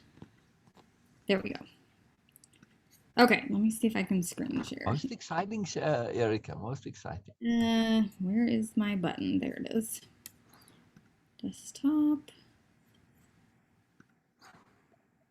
I'm quite fascinated at how the various social medias have their own unique cultures. I find this most intriguing. Yes. Oh, there we go. Okay. Goodness, this is quite a process. I upgraded my OS and now it's making me re-allow Zoom to share my screen and blah blah. All right. Oh, excuse me. There we go. So there's a Windows 11. Oh, for heaven's sake. Later. That's a very appropriate comment. Lord have mercy. It's not making this simple for me. Okay. Okay, take your time.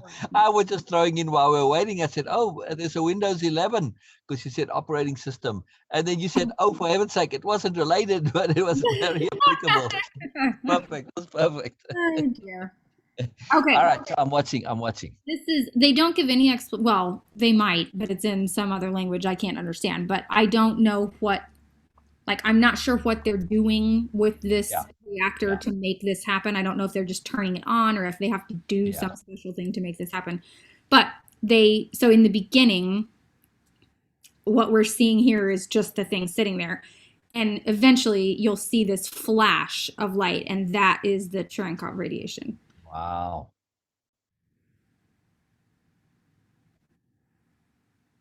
There you go. Wow. Isn't that cool? Yeah, and you can see the wave going Yeah. backwards, which is very intriguing. So, and I love that you can see, I mean, you can see it hit the top of the water too, which is really interesting. But yeah, I think that is so fascinating that Yeah. we know what happens when something exceeds the speed of light. It does that. I mean, that is so fascinating to me. Yeah. I don't know, just very interesting. That's very interesting. Although, Einstein would technically say, well, that whatever that was, that's going at the speed of light because it's not slowed down by the medium. Or maybe it is, but still not slowed down as much as light. Right. So, yeah. Right. So light itself isn't moving at the speed of light, which now makes it even more intriguing.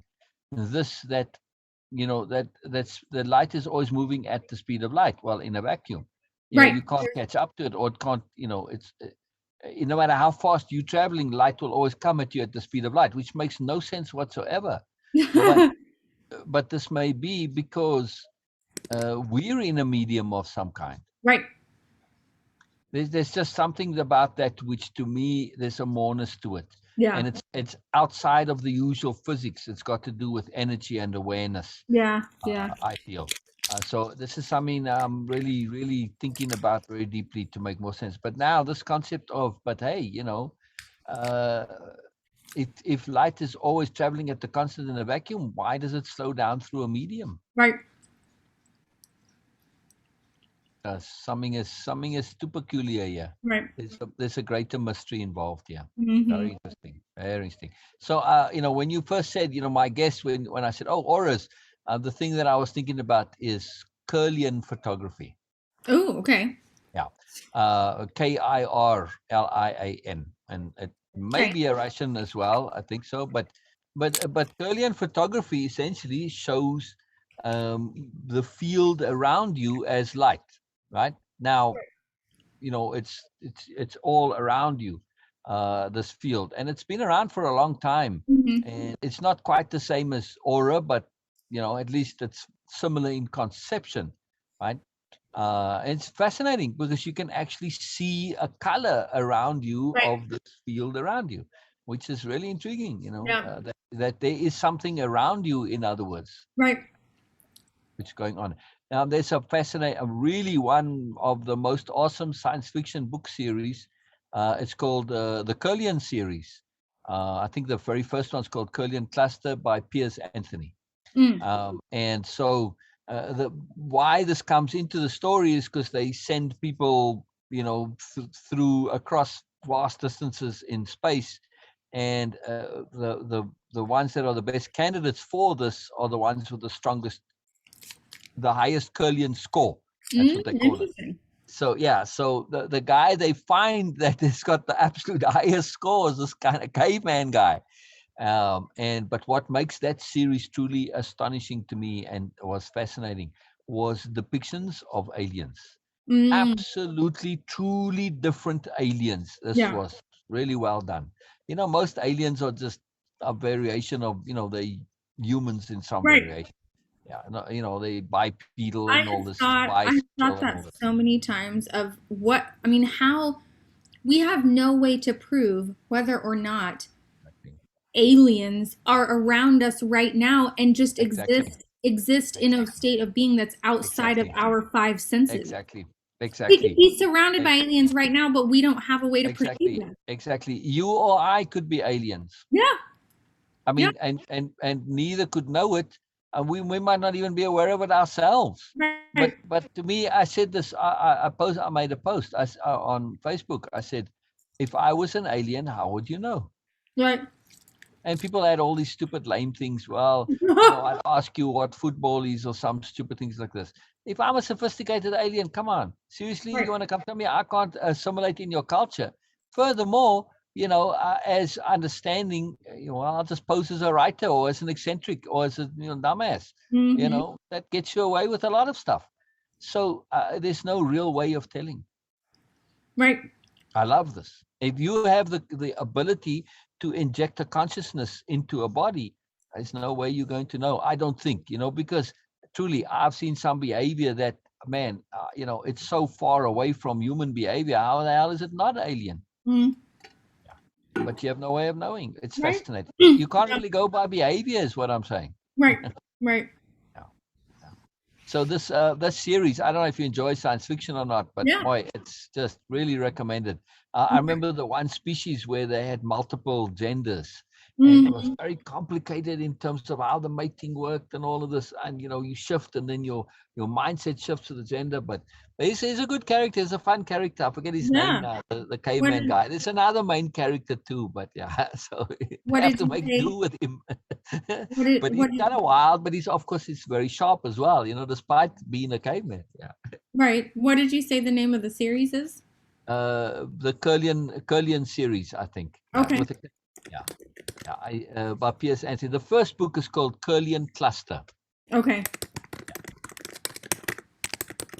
I like Piers Anthony in general. He's written some other very memorable things. So one of the concepts in that book, which I found really, really fascinating, was that the further away you went from the sort of hub where they started this project, right? They were sending, he was kind of like an ambassador for a lot of the times. Mm. But the further he went away from the core hub, the more behind times the civilizations were, right? So this Okay. basically, okay, you like we're now in 21st century, right? And we've got cell phones and internet and all this stuff.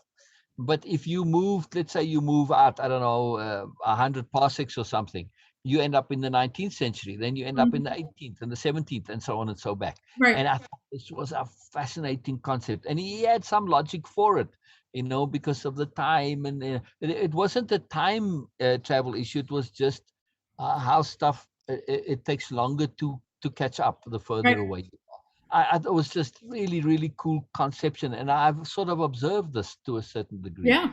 in the world. It's really interesting. It's really interesting. Yeah, there's that delay.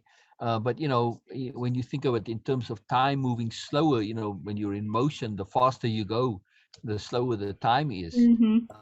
That maybe it is that you've literally got a hub, and it just might happen that that hub is sort of a major rotation center Mm-hmm. for that galaxy. And the further worlds are actually, their clocks are literally moving slower Right. because they're spinning around this one. So Right. relative Right. to that world, their clocks are moving slower. Yeah. So yeah, I thought this is, he didn't mention that in the series, but now that I'm listening, well, Brian Greene explained this a little nicer than in the Einstein book. But this was very cool. Yeah. Great concept. Interesting. All right. So the other thing that I had on my list of things to share today that I said last week, and you put in your notes, yeah, was expression. Mm. All right. This is a big topic and one I struggle to share because it's about talking about feeling directly. Now, when we talk about expression, we're typically talking about verbal expression, right? Right. But I was going to talk about facial expression Right. or bodily Yeah. expression, but as a mechanism for changing how we feel. Mm-hmm. So expression here is a very poor term as far as I'm concerned, Right. because expression implies a putting out a radiation of some kind. Mm. Yeah. I mean, if I'm expressing myself, I'm radiating words, sound. Yes. Right. Or if I've got an expression on my face like joy, that's also radiating joy. Yeah. Right. But this expression that I'm talking about doesn't necessarily do that. It could, but not necessarily to do that. Okay. So a good example of this, I just happened to watch this movie. Remember, was it with you? No, it wasn't with you. Anyway, there's a program that tells you what's good on Netflix currently. Oh, okay. Yeah. And I bookmarked the site, but when I went there, they didn't have the movie, but unless it comes very quickly and goes very quickly. Mm. Um, Yeah. but I could again, you could probably just Google it and you'll find the website. I think I have it bookmarked somewhere. But anyway, so one of the movies, they had Seven Samurai, which was recommended, which was quite interesting.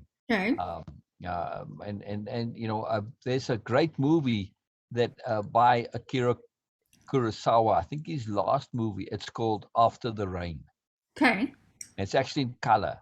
And if I do recommend, Seven Samurais in black and white, you've probably seen it. And I don't know, I find the black and white, it pulls it down a little bit, for me at least personally.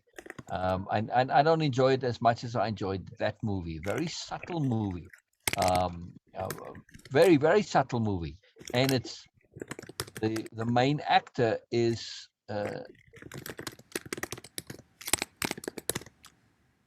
what's the actor that's always associated with Kurosawa? Toshiro Mifune. Mm. I don't know. He's a very famous actor he's in Seven Samurai. Okay. Anyway, he did a lot of movies with Kurosawa, but his son is the lead in that movie, and Mm. I'm pretty sure it's the last movie that Kurosawa made. But a very highly recommended movie, very very subtle movie, very Okay. sophisticated movie, also very interesting, very very very interesting movie. Very subtle. Anyway, so if you like, old Japanese movies, Okay. um, or older. This one is not the very old like Seven Samurai. It's more modern. But there's a whole bunch of them that I used to watch them when I had the store. It was Okay. part of my research to watch them. I even sold them on video cassette. There's some phenomenal movies out there. They really made movies differently, Yeah. especially the samurai movies, because they Mm. really went into recreating that. They didn't Interesting. just sort of have actors do it like Mifune. He's an actual real swordsman beside an actor. Oh, wow. Interesting. Oh yeah, absolutely. I mean, he's a well-known actual swordsman. Yeah. So this is a big deal in the movies, that most of those old samurai movies, the guys really know how to use a sword. Yeah. Yeah, Yeah. it's very fascinating. So it's a different look into the culture. They made some Hollywood movies on Zatoichi, the blind swordsman, but Mm. there's a fantabulous, long, many episodes TV series, and they've ever dubbed into English on Zatoichi. Yeah, yeah, the Blind Interesting. Swordsman. Yeah, yeah, well, fantastic as well. You want to really get an insight into look at older Japanese culture. It's Hmm. fascinating. Yeah, yeah, it's really well done. Yeah, Interesting. yeah, fantabulous stuff. Yeah, really excellent. Um, trying to remember that swordsman's name, the actor. Yeah. But there's one scene where he's sitting on his knees, and he's got that a cane. It's just a basic stick, and we used to sell them in the store as well, right? But it's a sword cane, obviously. So it's not a typical samurai sword, which is curved. It's straight. But Okay. anyway, so he's sitting on his knees, and uh, I don't know, things start to go wrong as they typically do. And but he wants to avoid the violence. So there's this moth fluttering about, right? Right. And so then you see him. He's on his, how they're typically on their knees, right? When they kind of kneeling, sitting, that Right. kneeling posture. So he draws, and as he draws, he comes up onto, lifts up the one leg, right? So it's sort of a half kneel Okay. in order to facilitate the draw, but it's Yeah. all in one motion. So he draws, comes up on the knee, and he cuts the moth. So Okay. you think this is just okay, film effects and all this. No, you slow it down. You see him actually do this for real. Wow. That's Yeah, wild. it's astonishing. It's really something. Yeah, it's quite fascinating. So I was saying, when they do the sword stuff, they're not messing about. They're Right. real. But he's an interesting character. Anyway, if you ever get a chance to watch those, I don't know, maybe you'd have to dig around a little bit, but that would be worth watching. That would Yeah. be really from a discernment awareness point of Yeah. view, and particularly for looking at this as an insight into alternative ways of being and Hmm. alternative cultures. It is such a different culture to American culture or European Western culture. It's Right. just beyond measure. But it's layered because they show you the regular character like he's a gambler, right? But so the Yakuza are typically running the gambling halls, right? Hmm. And the whole gambling culture, the way they gamble, it's this whole kind of a rigmarole and a performance. It's quite fascinating, right? But so he's the odd man in this, and typically, obviously, sometimes he's there and he has a party and all this stuff, and Hmm. he's part of it, but he's also not part of it. So, and then when he hangs out, he talks to the villagers, which often he's defending the villagers. He's still not completely them, right? Hmm. So you are seeing a moreness application, Yeah. and Interesting. and he's very interesting character of somebody who sees too much and feels too much. Hmm. Very fascinating. It's just the psychology. Like I say, it's just top quality stuff. I actually might So make an this effort to rewatch it myself. this So it's was Zato Ichi, Zato, and then ICHI. okay, and this was in After the Rain. No. After the Rain is a separate movie. Sorry, Zato Ichi is a TV series, and Oh, After the okay. Rain is a movie. Yeah. Sorry, Got it. sorry. I conflated the two a little bit. I'm No, sorry. no, you're good. I thought Zatoichi was an actor's name. Oh no. His name is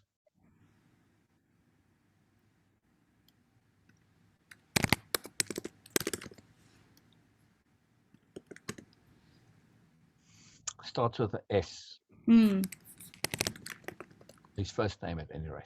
So if you put Zato Ishii TV series, Japanese Hmm. TV series, what do you get?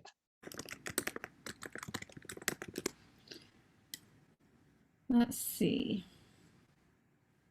The Blind Swordsman Complete TV Series Collection. Yeah.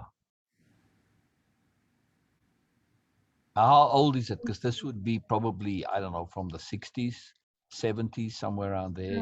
Let's see, 1974 to 1979. Yeah. And who's the actor? Let's see. That sounds like it. Blah blah blah. Stars Shintaro Katsu. Yeah, that's it. Shintaro Katsu. I knew it was with an S. So yeah, I would have gotten there eventually. Shintaro Katsu. Yes. Yeah.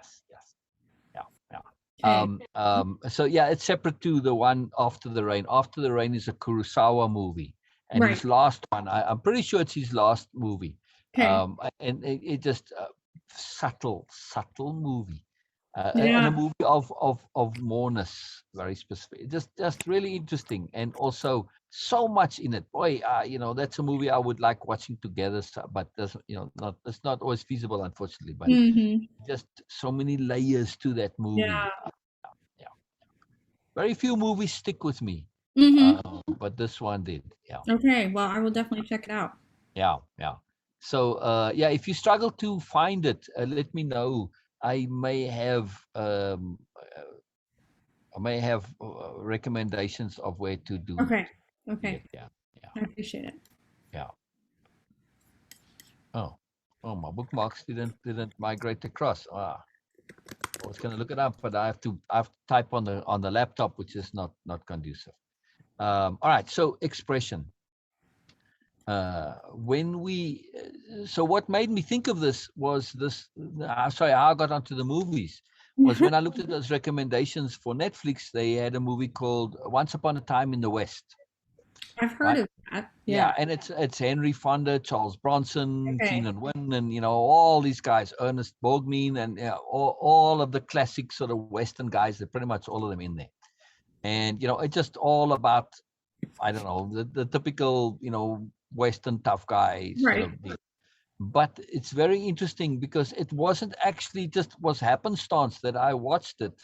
Um, uh, this was after I mentioned about expression, because the expression that at least one of them, Mm-hmm. this is they all have the same expression pretty much in the movie, right? And it's a movie, an expression of they holding the tension basically here, and it changes the whole face, but Mm. it's a completely dispassionate, neutral expression, Interesting. and it's an expression of ease, right? So Interesting. so okay, Charles Bronson is standing in the store, and then another guy comes in with these guys around him, and potentially stuff could be gone, but he's not phased at all. He's Mm. just completely not budged.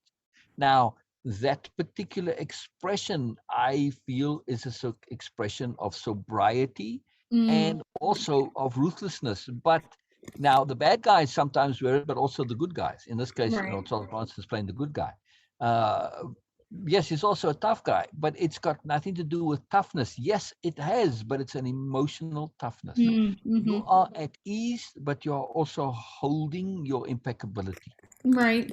So when you look at that expression as an expression of impeccability, it changes the whole dynamic. Mm. Yeah.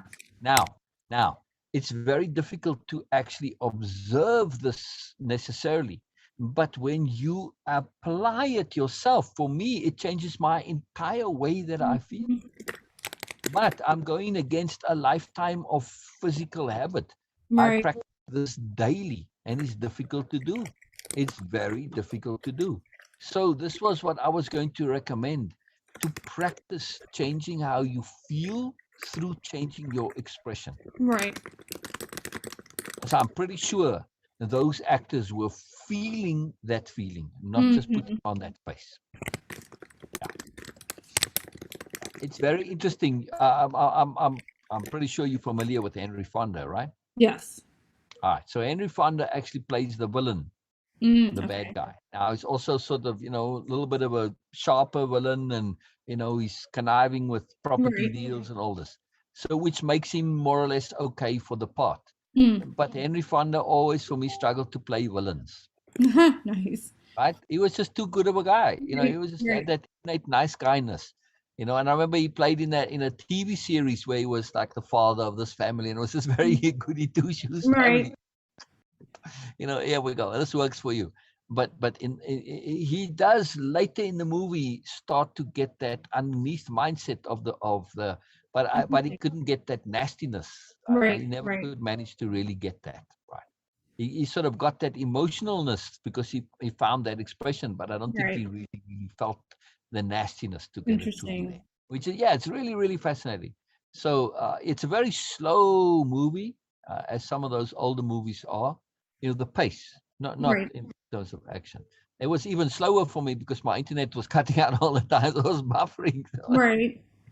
It was like really took forever. Nice. So I don't know if it's worth watching or not, but it may be worth skimming through Yeah. just to observe that expression because yes, it's pretty commonplace in those movies, but in this one, it's across the board. They almost Yeah. don't. It's the whole, even the Claudia Cardinale, the female lead, the only real woman in the movie. She even has it to a certain extent, which is quite Interesting. fascinating. Yeah, yeah, yeah, yeah, yeah. So it's a unique combination of sobriety, positive Right. ruthlessness, Mm-hmm. and also of impeccability, of Right. course, and just holding an ease. It's an Mm-hmm. ease, really, but it's a tightness, but it's an ease. Right. Right. Yeah. That's And interesting. and this is a fascinating thing. Like you see Charles Bronson, you can clearly see this guy. He's ready to pull his gun if need be, but he's Right. not. So now we get back to Wu Wei, Mm-hmm. right? That effortlessness. You see, this guy's not tense. Yes, he's ready to draw or fight or whatever, pull a knife, whatever, doesn't matter. But he's Right. completely at ease. But yet he's holding attention. Yeah. Two have to go together. That particular expression is a very tight hold of tension in the face, Mm. particularly on the corners of the jaw. Yeah. Yeah.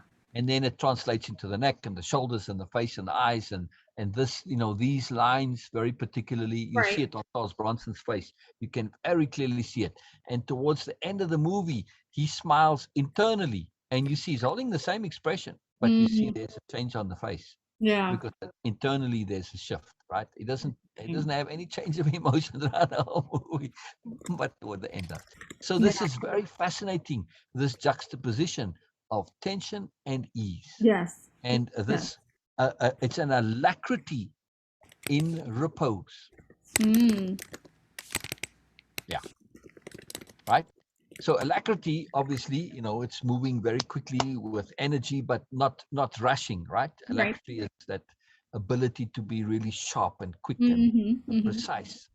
But when you have alacrity in repose, it's that wu wei, what they're talking Yeah. about. Yeah. You're at ease, but you can be ferocious both at the Right. same. Right. You can make great effort. You can, erupt, but you're at ease. You're Yeah. not tense, but you are holding a tension in order to be at ease. Yeah. Like I said, I can try and demonstrate it to you. It'll take me a while, and I'm not very successful at doing it to demonstrate it. I tried to show Donna and Bina once, but Mm-hmm. I wasn't particularly successful because I'm like, can you see the difference? No, I can't see anything. I can't see Right. anything. Right. But internally, I feel like an entirely different person. Yeah. So, part of my daily practice is, all the habit changing mechanisms, Mm-hmm. the silly things, when you stir your coffee or whatever. Those aren't to change your habits necessarily. They for the purposes of association to Mm-hmm. bring you to remind you to, hey, what am I doing? What am I working on? Oh yes. So whenever I do that, I remind myself, hey, get back into that Right. Right. mood, because I want this to be my default mood. Mm-hmm. I call it the mood of impeccability. I like it. and Yeah. and it's very powerful because, like I said, you can go anywhere with it, but I wanted to have it as my default. Now in the movie, of course, they don't have joy. Yeah, they only Mm-hmm. have the sobriety because, well, they all being tough guys, so Right. even the woman is being a tough woman. Right. So it's just the nature of the movie, but that same mood can most absolutely be associated with joy as well. Mm-hmm. So I watched another movie from, I remember as a kid. There were Trinity movies. I only watched one. So Yeah. this was, um, what was his name, the actor again? Terence Hill. Mm. Terence Hill and Bud Spencer. Okay. These were huge when I was a kid. Very silly movies to a certain extent. But the main character, the opening scene is he's being, on the what do you call it? The just a pallet being drawn behind a horse, right? When Oh, they like somebody's yeah, injured, right? like a But rickshaw. Rickshaw. yeah, kind of, but it just drags on the ground. It doesn't Yeah, have wheels. Yeah, yeah. I mean, it's just there's two long poles and then cross things. So, but what he's is lying that? on it because he's just too lazy to sit on the horse. Nice. What is that called? Oh, that's gonna bother me. Yeah. Oh my Well, gosh, they're called a pallet. I don't think so.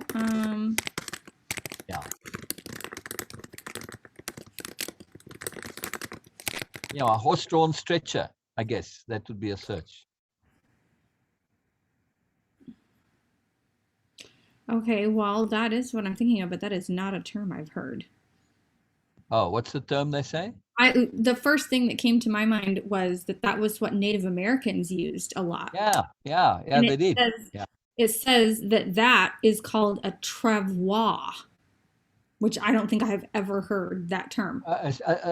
Yeah, I've seen it, but I haven't heard it pronounced. A Yeah, travois is a historical frame structure that was used by indigenous peoples to drag loads over land. There's got to be an yeah. alternative name So for it. yeah, just look up synonym for travois. Yeah. Yeah, that's the French word for it, but there's an English word for it. There is. Anyway, so the movie opens up with him just lying on because he's just lazy. He's got his shoes off and stuff. Right. So, but he's this very lackadaisical, happy-go-lucky Mhm. sort of a guy. But underneath, he's got that attitude. Right. So he's a real interesting study of the juxtaposition between the two. Yeah, yeah. Then of course the bad guys continually underestimate him, and he gets into trouble all the time. Of course, two of his brothers. Like, he's actually a robber, but he's pretending to be the sheriff. Yeah, but of course they turn Nice. out to be good guys. So yeah, yeah. But they're very light, not light, but it's spaghetti westerns, Right. Right. but in the more silly version of it. Not too bad, but yeah. I like it. Where's the one, Once Upon a Time in the West, that's quite a serious one. Okay. Same Sergio Leone movies, both of them. Yeah. But still, the reason that it's interesting is that he can express joy while maintaining that. Terence Right. Hill, the actor. Yeah. Oh, goodness. Yeah. So fun stuff. I don't know how much movies you watch, but again, you don't have to watch the movie, but if you can find them, you Right. can just find scenes and just to study the face and to see Yeah. what I'm talking about as illustrations. But I think you get the concept though. Yeah. Yeah. So I'm very keen as an activity for yourself, or even as a meditation. For me, and I've recommended this with person, the same as practicing standing, do it with sitting. But Right. now, while sitting, I do it while lying down. But when your meditation becomes the application of this particular tension, where you are repurposing tension and you are applying tension for the purposes of ease. Right. Right. So my poor body is when if I were to say, okay, you say, okay, still relax, and I would, lie down on some couch and relax. If I say, okay, I'm relaxed now, I can tell you there's tension, tension, tension. I have no way that's a natural state of being where I do not have tension, which I don't care for Right. in my body. So I don't know if I started to untangle things and, because I've been doing this for a long time and because I'm kind of halfway in it, I'm sort of stuck between the two. I don't know. That's very possible that this is so. But Right. I mean, I can physically relax, or I was able to do this with a bit of concentration and can make my body go like I'm anesthetized. Right. But the moment I stop, then all those go back. So I have innate tensionalities in the body that I don't like. I Right. don't like the way it feels. I don't like the way my face is. Maybe it's just an awareness of stuff that's in us, a legacy stuff that's still in us, which is interesting. But anyway, I'm making every effort to change it because I know what I can feel like as an ideal. I get tastes of it every day, but I can't sustain it. Right. More and more over time. But that's the point that I want to make. This is a very peculiar state of being because you're holding attention in order to feel at ease. Right. Yeah. So through the physical expression, we are holding attention to feel at ease. And I call it Yeah. the mood of impeccability. I like it. Yeah. And from there, like I said, you can go anywhere. And Yeah. when you're in that space, nothing touches you. It just you feel like Yeah. $1,000,000. I mean, it's just like it's the most potent and empowering feeling Right. without it being external. It's purely internal. The subtle art of not giving an F. Well, this is it. You Right. need to feel that. You can have all the ideology around it, and that's no, forget it. It's not going to get you anywhere. You need Right. to feel it. You need to be able to implement it as a physicality. Yeah. Now, what really fascinates me is I do think with Charles Bronson, this stuck around to some extent. Mm-hmm. Because he was quite a nice guy, actually. He married a really wonderful woman, Jill Island. I don't know, maybe people don't remember that. Mm-hmm. But she died of cancer before him. It was a big sort of a thing, but so it showed a different side to him, which was Right. completely different to his on-screen persona. Whereas Clint Eastwood, he has that same ability to act that in the movies, but Mm-hmm. he didn't apply it in his personal life. He turned out to be quite a bit of a jackass in his personal life. Interesting. So this intrigues me with actors, that they don't necessarily grab the deepness of it. Like Clint Eastwood, it was just on the surface. But with Charles Bronson, at least as far as I was able to determine, you never know with Hollywood, yeah. But he seemed to have taken it a little further. Yeah. Hmm. But it intrigues me that they don't apply those shifts of being. Right. Maybe it's too Right. much effort, to make it a new habit. It's possible. Interesting. Because you would think if you can act really awesome in the movie and play, and because they're not acting, they become it Right. for a short while. Why don't you become this all the time in your life? And I suspect it's just that getting it into the habit, Yeah. it takes too much energy, so they don't. Yeah. And they're too stuck and entrenched in their ways. Yeah. That would make sense. It's very interesting. Yeah.